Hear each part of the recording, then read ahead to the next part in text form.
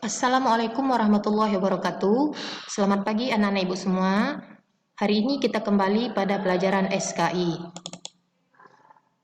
Adapun judul kita hari ini yaitu misi dakwah Nabi Muhammad SAW di Mekah. Yang pertama yaitu permulaan dakwah Nabi Muhammad SAW. Nabi Muhammad diangkat sebagai Nabi dan Rasul pada tanggal 17 Ramadan ketika usia beliau genap 25 tahun. Pengangkatannya ditandai dengan turunnya malaikat Jibril untuk menyampaikan wahyu yang pertama kali, yaitu Quran Surat Al-Alaq ayat 1-5. Turunnya ayat Al-Quran tersebut dalam sejarah Islam dinamakan Nuzulul Quran. Setelah itu, turun ayat kedua yaitu Quran Surat Al-Mudassir ayat 1-7. Kemudian, Surat Al-Mudassir berisi perintah Allah terhadap Nabi Muhammad untuk melakukan dakwah menyiarkan agama Islam kepada umat manusia. Mulailah beliau berdakwah secara sembunyi-sembunyi. Beliau menjadikan rumah Al-Arkam bin Abil Arkam Al-Makhzumi sebagai pusat kegiatan dakwahnya.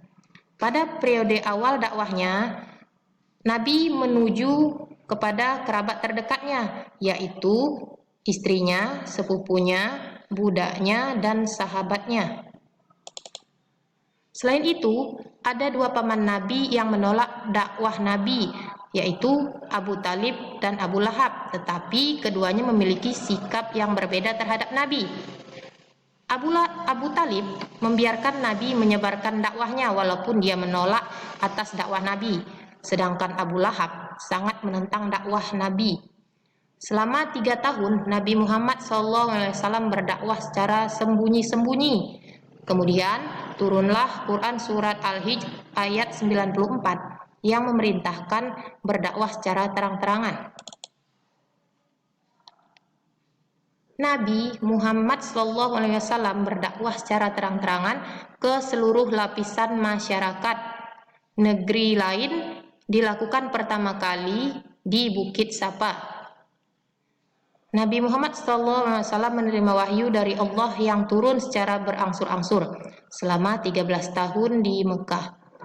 Nabi menerima 4.726 ayat yang meliputi 89 surat. Surat-surat yang diturunkan selama Nabi Muhammad SAW di Mekah dinamakan surat Makkiyah. Selanjutnya kita akan membahas tentang prioritas dakwah Nabi Muhammad SAW di Mekah. Yang pertama yaitu mengajarkan ketauhidan. Pada masa masyarakat Arab jahiliyah terdapat suatu kepercayaan berbagai Tuhan seperti penyembahan berhala, penyembahan bulan dan bintang, penyembahan jin, ruh dan arwah nenek moyang, dan ajaran yang tidak sesuai dengan ajaran Islam. Kemudian Islam datang dengan membawa ajaran tauhid, penyembahan hanya kepada Allah yang Maha Esa, tak beranak dan tidak diperanakkan. Yang kedua, kondisi masyarakat Mekah yang menyembah berhala. Nabi Muhammad SAW mendapat tugas mengajak masyarakat Mekah untuk menyembah Allah Subhanahu wa Ta'ala, tetapi ajakan Muhammad SAW bertentangan dengan kondisi masyarakat Mekah yang pada saat itu banyak menyembah berhala. Yang ketiga, menegaskan hari kiamat sebagai hari pembalasan.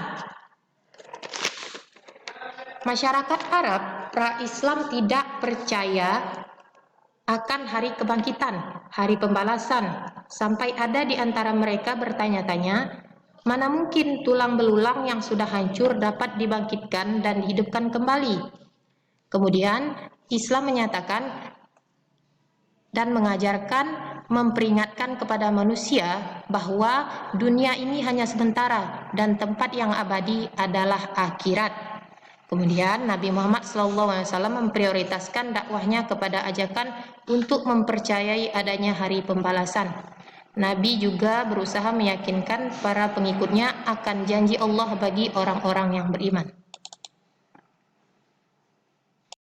Yang keempat, merubah perilaku masyarakat jahiliyah.